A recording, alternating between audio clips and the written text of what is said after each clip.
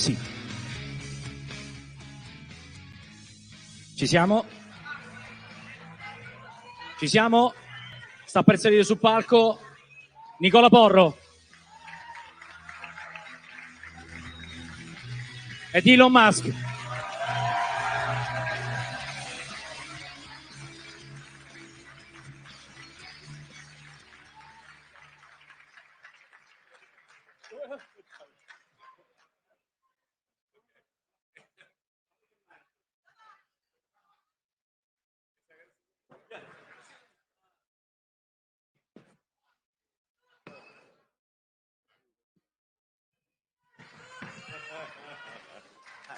Elon.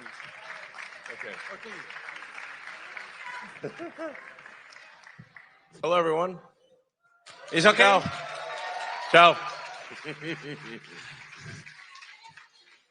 Buongiorno. Avete già capito che Elon vuol dare un messaggio molto chiaro. Very strong message, Elon. You're right here with your son, one of your sons. So demographic for us is so important.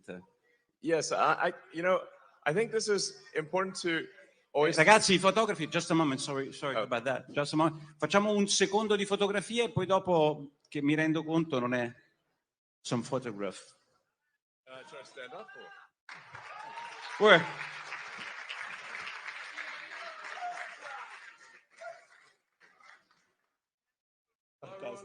Fantastico. Great.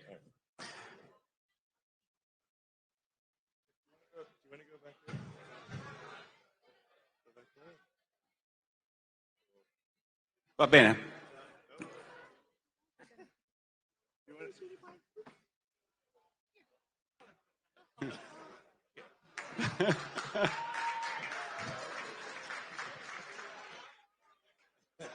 We can manage. We can manage. All right. I'll see you soon. All right. All right. Great. Well, hey guys. Siamo a posto con le fotografie, così possiamo iniziare. All right. We are really excited because 12 hours. How long is the trip from Austin to here? Wait. I think it's about 8 or 9 hours. Okay. So you're fresh like in the first morning. Yeah, exactly.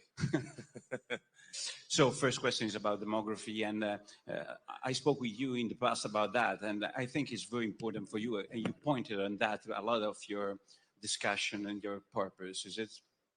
Yeah, I think I really want to emphasize that it's important to have children and to create the new generation. And as simple as it sounds, if people do not have children, there is no new generation.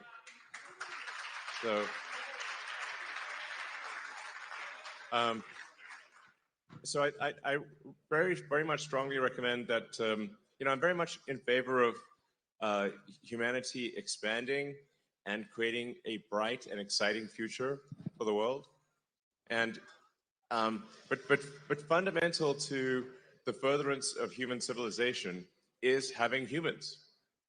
As simple and basic as that sounds, every year I look at the birth rates and I'm like, it's kind of a bit depressing because birth rates seem to decline every year.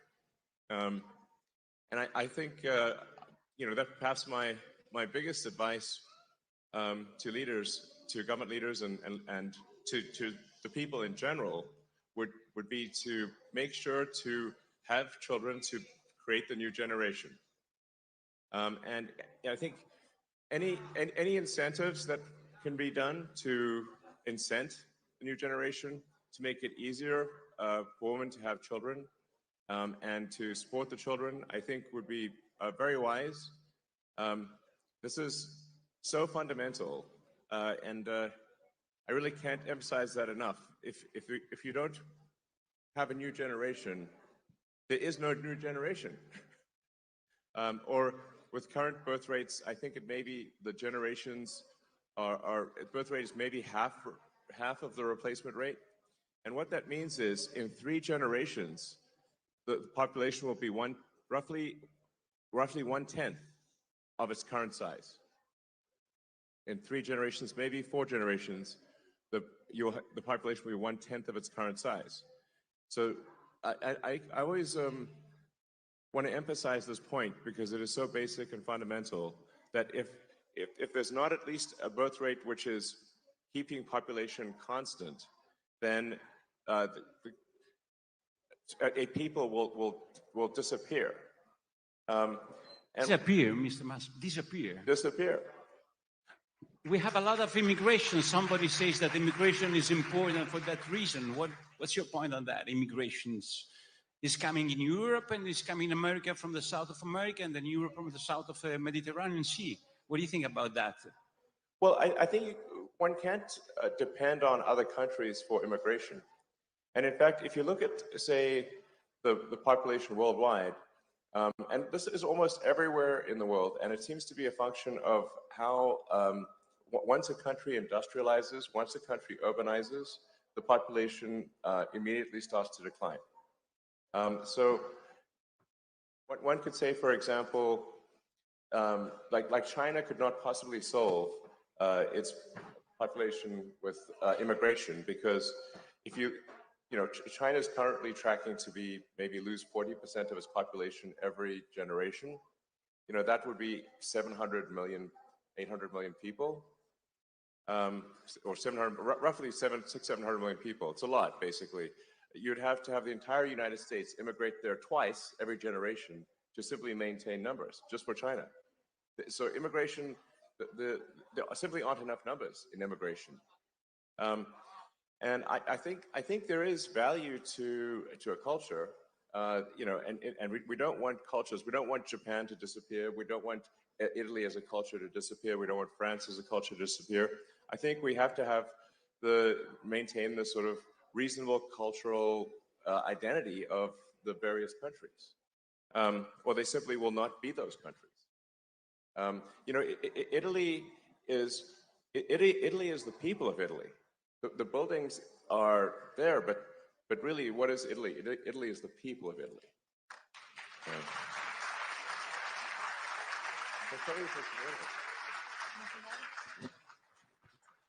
So, I just think it's and I speak as someone who is very much an environmentalist, and I believe in building a sustainable future for the world. I think that there are very few people who as an individual, who have done more than I have to help the environment with electric cars and solar and batteries to create a sustainable energy future, because we absolutely need a sustainable energy future. But there is an aspect of the environmental movement that I think has gone too far. Really, said from you? Yes. So said from me, I think I am objectively one of the world's leading environmentalists in terms of doing things. I would say so. Like I'm an environmentalist who does things. I'm of action, not talk. I act. So I feel I can say, as an environmentalist, that the environmentalist movement has gone too far, and in that, if you, in the natural extension of the environmentalist movement, if you go too far, you start to look at humanity as a bad thing.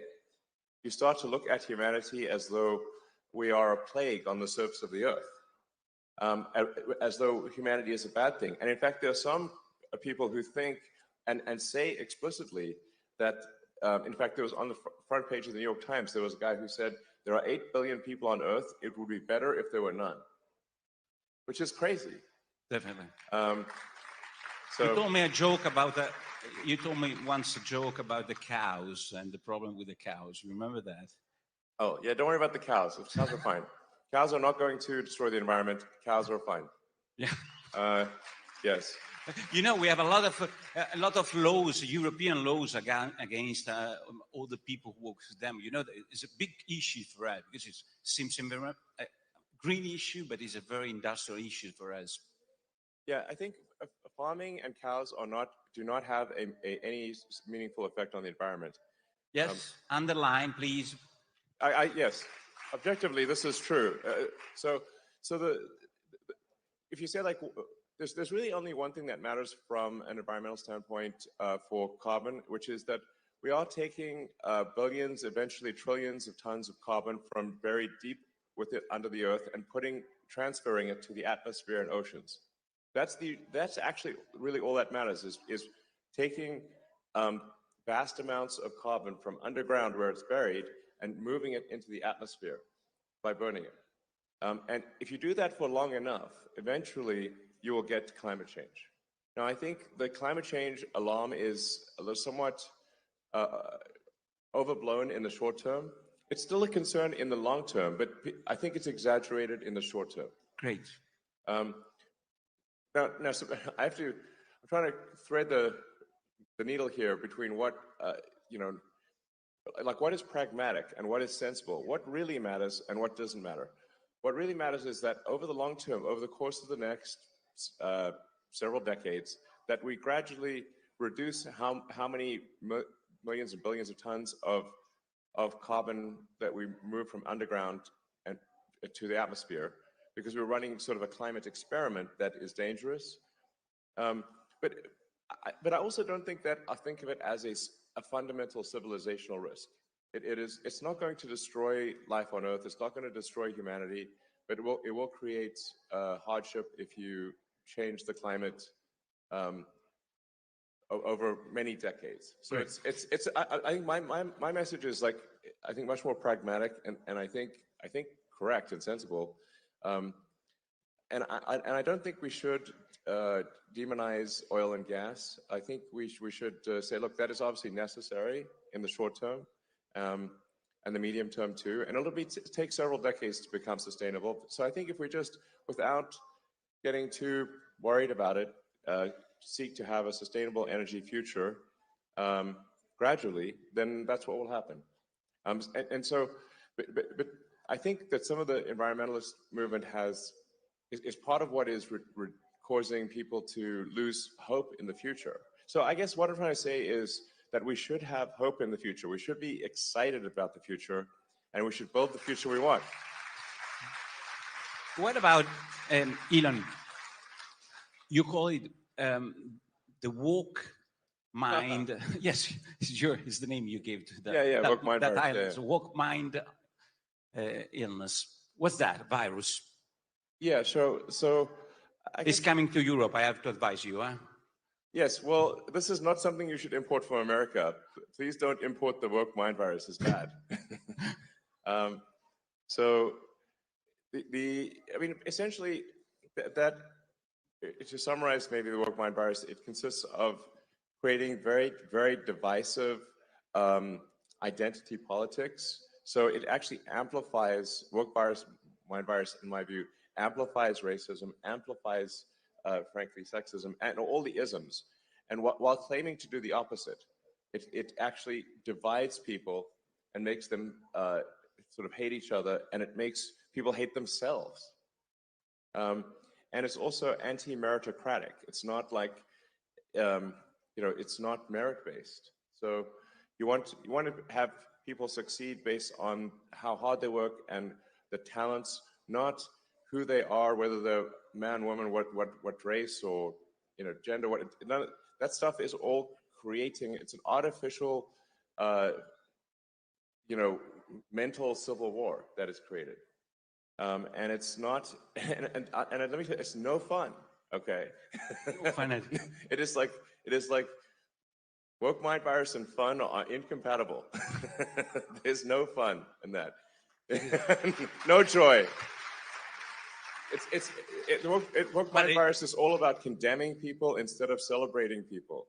Like when in the woke, it just doesn't celebrate. It's all about condemning and being divisive and being I think it's just evil, frankly. Really? Yeah. Yeah, it's bad. So bad. Yeah. But you get a lot of problems saying so on your social in X, or have this point of view. You were a good friend of Obama administration, and now they don't really like you so much for this kind of speech you do in public, or not? I don't know. I mean, I just I'm very pro-human. I'm very pro-civilization. I'm in favor of humanity and our collective consciousness expanding on Earth and going beyond Earth, being a multi-planet species, a spacefaring civilization, and being out there among the stars and finding out the nature of the universe, like all the things that that seems like to me an exciting thing, something you can get really excited about. Is you can get excited, like we want to have ideas that make you look forward to waking up in the morning, look forward to the day, look forward to the future. And so you have to say, what excites you about the future? What moves your heart about the future? What makes you say, like, yes, I'm glad about what will happen in the future? That's what we must focus on. And that's why we have to have a new generation. We've got to build and we've got to grow. And like I said, we understand the nature of this beautiful universe that we find ourselves in, and the meaning of life, or even what questions to ask about, meaning of life. Let us explore this wondrous creation and have a good time doing it. Yeah. That's my philosophy. Let me go back for a little, because I want to ask you about your perception of Europe as a building, not as people, because Europe do a lot of laws, want a lot of integration of cultures, different cultures, and has different approach to the immigration. We heard Meloni did a lot on that with Premier Rama, I see, in the first line of Albania. What do you think about this approach of Europe, approach as building, I would say, as an established building? Well, I should say, like, to be clear on immigration overall, I'm very much in favor of legal immigration. I think that generally, I think one should welcome to a country anyone who is willing to work hard and is honest, has high integrity, and will add to any given country. If somebody is an asset to the country, why not have them join? That's obviously a great thing to do. So I think it's good actually to have an increase in legal immigration, and a simple legal with paper, with just some approval process. Sure. With the simple requirement that, look, if somebody is going to add to a country, like just really hardworking and high integrity, let them in. I think that's great. But if it's illegal immigration and there's no filter, well, how do you know who's coming in? You don't know. So you have to have some, basis for saying somebody should come in or not come in. And my argument is, like, it should be a very simple basis. Will they add to the country? Will they be a productive part of the economy? And do they admire the culture? Do they want to join because of the culture? Then that's great. But if there's no process for that, then you don't know. I think at least some number of the people that come in will not be necessarily. And I want to be careful because my words will be misconstrued. Yeah. I'm not saying all illegal immigrants are bad. I think probably perhaps most of them are good. But there will be some, if there's no process for reviewing, not at all, then how can you say that everyone who is an illegal immigrant is going to be honest and hardworking? You can't say that because you simply don't know. So I want to be clear, top line, pro-immigration, but let's increase legal immigration, but we should stop illegal immigration. I think this is just logical. You have a lot of company. So that's right.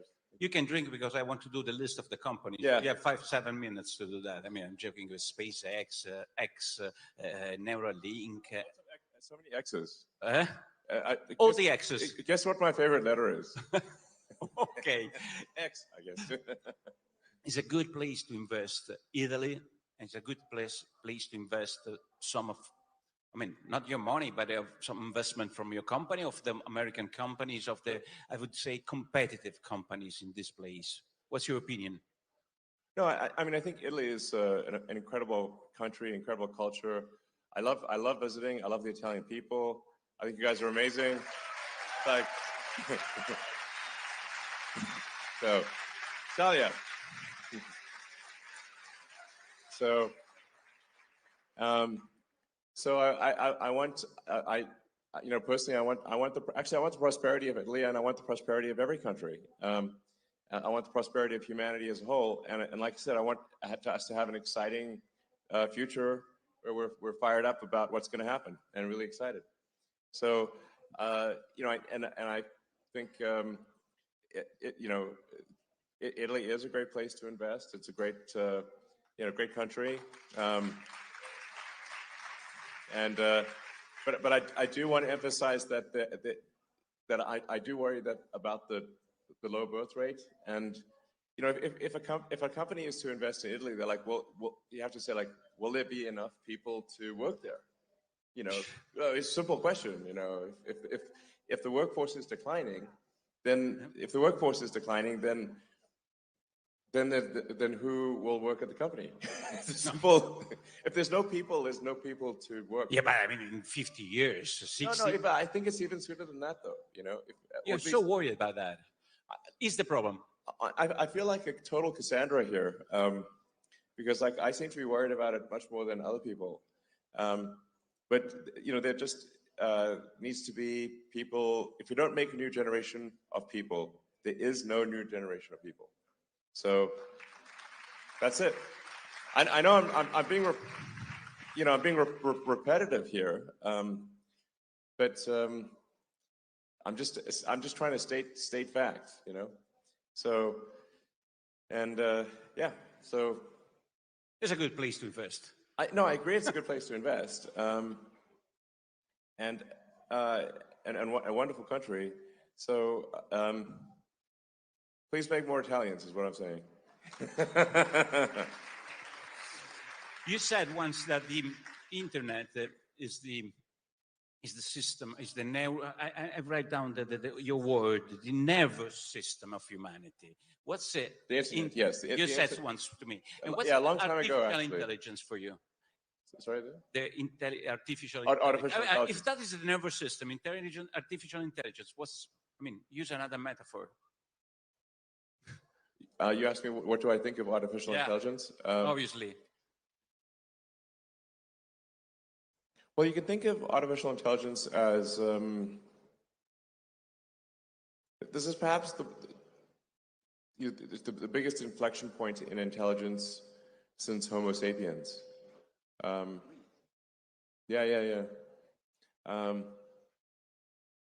Artificial intelligence will be essentially a sort of a new species, or is a new species. So I think one of the biggest challenges, if I look at, say, civilizational risk,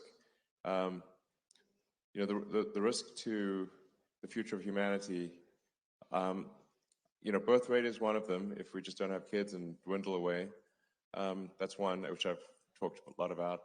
The other is, there's always like potentially nuclear war, of course, that kind of thing. Then AI is also an existential risk. And we need to be, I think we need to be careful with the advent of AI. But it is very much, very much a double-edged sword. You can think of AI as kind of like the magic genie, that like digital superintelligence will be capable of doing anything. Anything. Pretty much anything. But he doesn't have any consciousness. I'm wondering about that. I mean, there is the whole question of like, what is consciousness?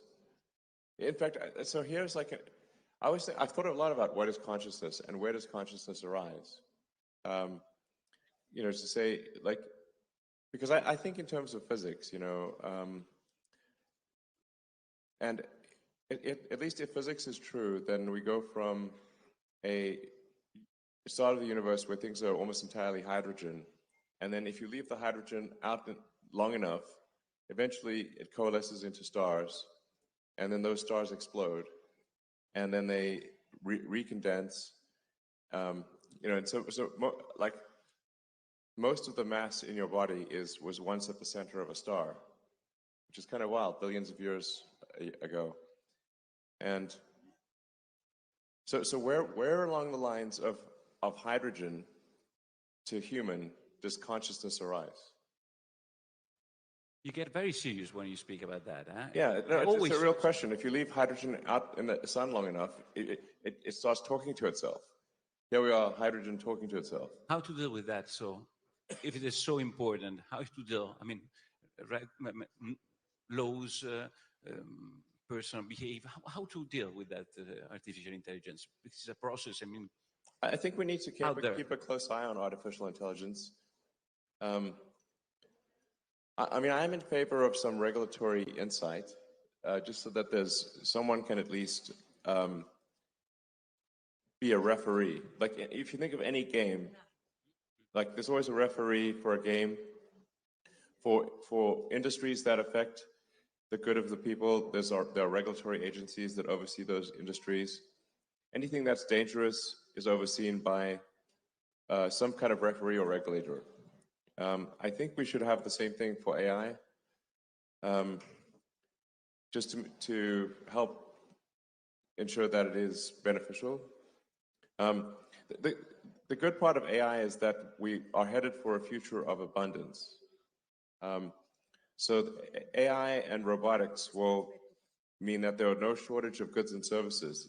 There will be goods and services. If you can think of it, you can have it, basically. So this is quite profound. Like I said, it's the magic genie.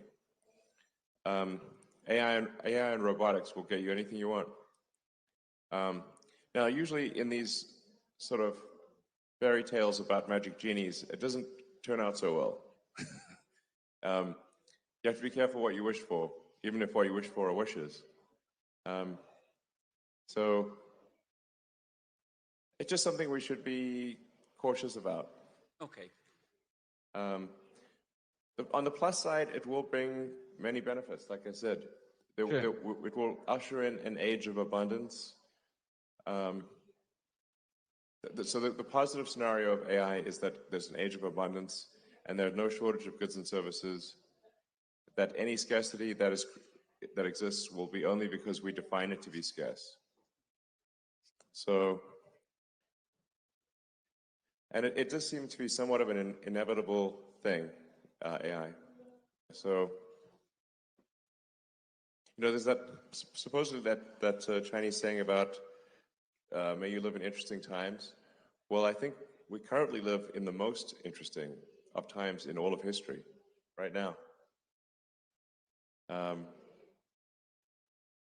So anyway, so my recommendation on AI is I think we want some kind of regulatory oversight just to make sure that it's beneficial AI. Great. Yeah. We hope so. I hope so. And what about the governments? Like, I mean, they are elected by people, like Meloni and this government and the other government. They have any risks, or what do you think about these challenge for the executive of the nations about all these new process? Sorry, I'm not sure I understand.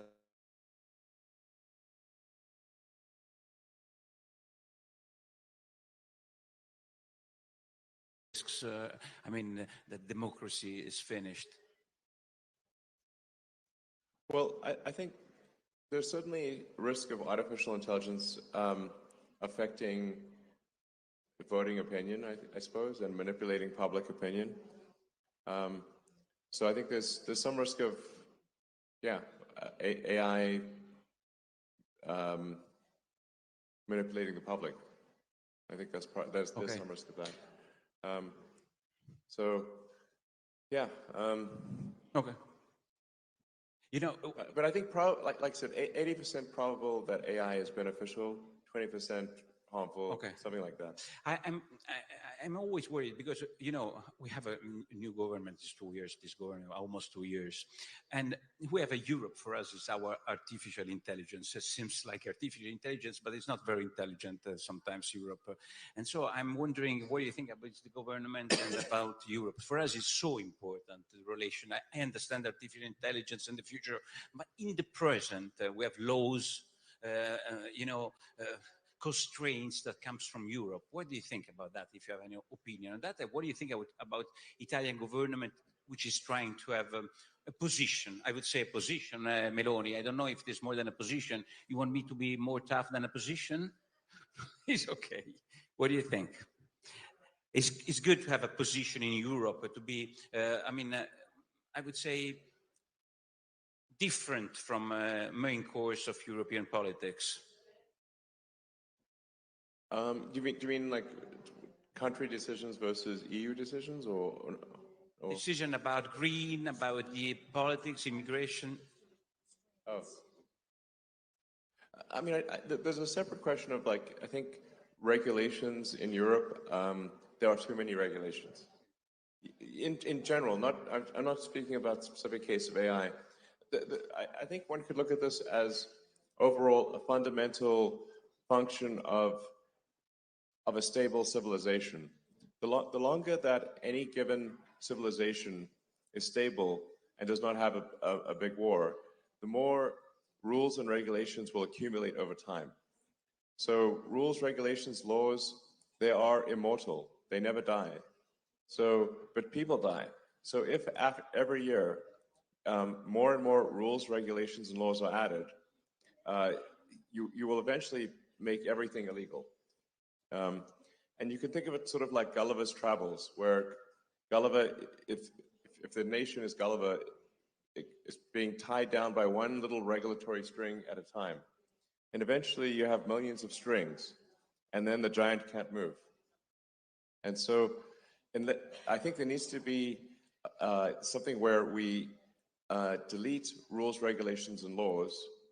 Because if all we do is add them, eventually we will be able to do nothing. Okay.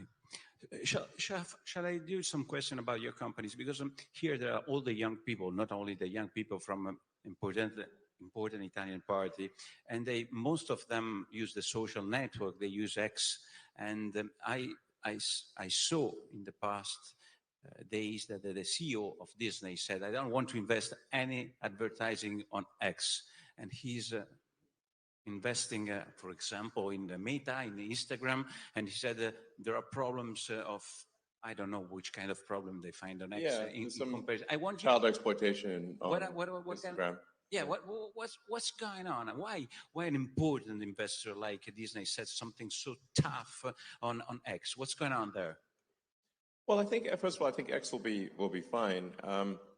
And we are actually already seeing advertisers return to X. So I guess they were, I don't know, upset with something I said or something, I don't know.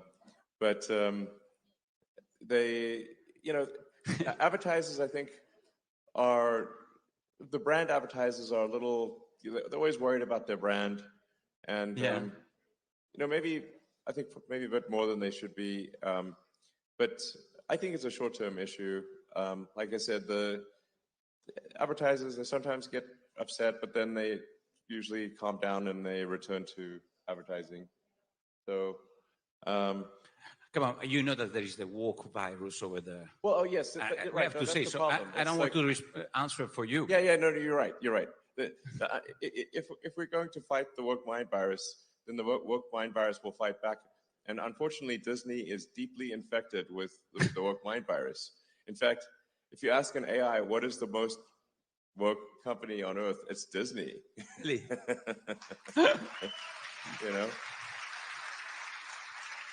But, and you have to say, I think they should be asking themselves, what would Walt Disney think of Disney today? I think he's turning in his grave. I think he's not happy. Sure. If the namesake of the company is not happy, that's probably a bad sign, Because Walt Disney, what did he care about? He cared about bringing joy to people's lives. He making wonderful things that children and families could enjoy. He created some of the coolest, art in the world, and stuff that even 100 years after it's created, we still remember it. And it's still a major thing. But you have to say, how great was Walt Disney? It was amazing. But now, Disney, at least for now, is deeply infected with the woke mind virus. I think that will that will change over Yeah, time. I hope so. He arrived at the European Commission. They're not investing on X. You know that. Maybe they're they got the woke mind virus too. Yeah. You don't care. I think so, And it's like, why are they importing this crazy thing from America? It's like, it's just some thing that was created basically by sort of far left crazy people in US colleges, and now it's spreading all over the world. And it's like, like the thing is, the woke mind virus, it's not a message of joy, it's a message of division. Sure. It's not a message of love, it's a message of hate. And I was like, and so I'm like, let's, I don't know, I'm in favor of like, let's have a future that's got more love, more more, and let us build a fun, exciting future. And the woke mind virus is all about condemning one group and condemning this, condemning that. It's like, and it's also like just being like it just wants to scold you all the time and treat you like I don't know, who wants to be scolded? It's not fun. So anyway, I think we want to have I guess at its heart, my concern is that the woke mind virus is anti-civilizational. End of civilization. Anti-civilization. I think civilization, sure. But if it represents a cost for your company, you have a trade-off between the cost of your position and the cost for the company. What's your choice? And how much is important in your behavior, the free speech standing? That's the question. I do think free speech is incredibly important, because if people cannot speak their minds, and then we won't have a democracy. Democracy is the foundation of democracy is freedom of speech. So. But also saying something.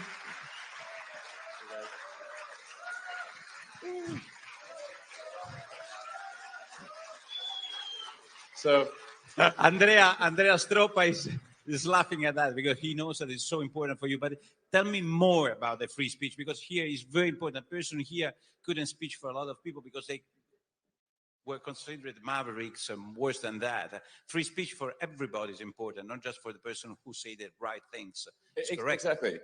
No, exactly. The free speech means that free speech is only relevant. Free speech is only meaningful when if you allow people you don't like to say things you don't like. So that's how you know it's working. That's how you know it's working.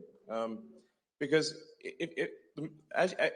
once you start to censor people you don't like saying things you don't like, it's only a matter of time before that censorship turns on you. Eventually, you live by the sword, die by the sword. Live by censorship, die by censorship. Giovanni, ho ancora 5 minuti? Come funziona? No. 2 minuti. Vabbè, allora ci abbiamo 2 minuti. Ragazzi, qua che cosa? Tutti fategli un applauso a Elon. Dai, facciamogli un altro paio di minuti,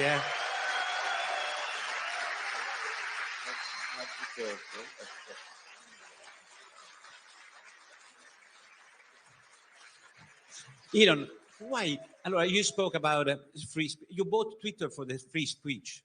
2 minuti, dai, 2 minuti, just for the free speech, not for the business inside. You bought. Yeah.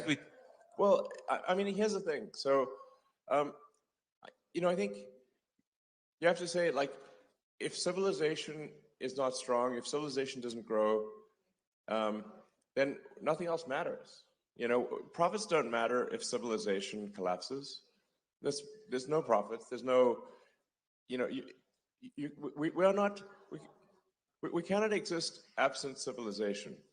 So sometimes people may say, like, well, is this an altruistic thing? I mean, I think for me, it feels altruistic, but even if one is not altruistic, even if one is very self-centered, you have to say, if you simply think long-term, you have to be pro-civilization, because you cannot exist without civilization. Hey. How important from 0 to 10 in the scale from 0 to 10 money? You are the richest person in the world. How is important money for you from 0 to 10? 0 is the less important, and 10 is the good one. I don't know. I don't want to. 1 or 2 or something. No, come on. No, I mean, you have 1 to say, or 2. Just 1 or 2. well, if you say like, I mean, the reason I guess I have what so-called wealth, or it's really just shares in the company, is that I've created these companies. You know, in these companies like SpaceX and Tesla, Tesla is 140,000 jobs direct worldwide, and 5 times that number, maybe almost 1 million jobs when you look at the whole supply chain is what Tesla's created. And then SpaceX is about 15,000 people, and also, you know, like maybe a full total supply chain 50,000 people. So, you know, I mean, I've basically, with the help of many talented people, built these companies, and then the so-called these wealth statistics simply add up what the ownership is in the companies and say, okay, this is a certain amount of money. But I don't actually have that in money. I have it in stock. It's just that the companies have succeeded. But how was the last launch of the SpaceX? Tell me something. Last question, please, Giovanni. The last launch. I see Mauro there sitting on the floor. Why are you sitting on the floor? Are you worried about the highness? Hey, Mauro. How was the last launch? Was you were optimist about your SpaceX big? Yeah. So well, Starship. So the exciting thing about Starship is that it's the first rocket design that could make life multiplanetary, that could enable a self-sustaining base on the moon and a city on Mars. Because it's not just a very large vehicle, but it is designed for full and rapid reusability. So that would lower the cost of access to space by, I don't know, maybe 100 or more. And so, basically, it's the first rocket that is capable of building a base on Mars and a base on the moon. Yes, that's yeah. So, you know, there's the great Italian physicist Enrico Fermi. I'm a big admirer of Fermi, and he was very good at asking profound questions. And one of his questions, which is called the Fermi paradox, is where are the aliens? And one of the explanations is that, and perhaps I think the one that I think appears to be most accurate, is that consciousness is extremely rare. That people often ask me, do I know about aliens or something like that? You know, I get asked that a lot. And the crazy thing is that I've seen no evidence of aliens whatsoever. This means that I think most likely, at least in this part of the galaxy, we are the only consciousness that exists. And so you can think of human consciousness really as like a tiny candle in a vast darkness. And we must do everything we can to ensure that the candle does not go out. That's great. We can finish with that. Elon. Okay. We can finish with this. Oh, and so it's worth reading about the Fermi paradox, and because people have thought very hard about this, because one of the things is like, well, maybe there are these great filters, and these civilizations don't pass these filters. One of the filters is, do we become a multi-planet species or not? If we do not become a multi-planet species, then eventually, at some point, something will happen to the planet. Either it will be man-made, or it will be something natural, like a meteor, like whatever killed the dinosaurs, for example. So, and then eventually the sun will actually expand and will destroy all life on Earth. So if one cares about life on Earth at all, we should care about becoming a multi-planet species and eventually going out there and becoming a multi-stellar species and having many star systems. You know, we want the exciting parts of science fiction to not be fiction forever. We want to make them real. And yeah. Great. So, Thank you very much, Elon. Give me your glass. Give me your glass.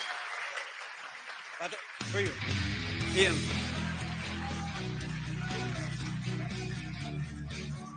go humans! Go humans! Yes, Team Humanity.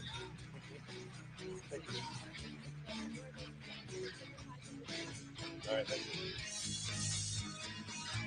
you. All right.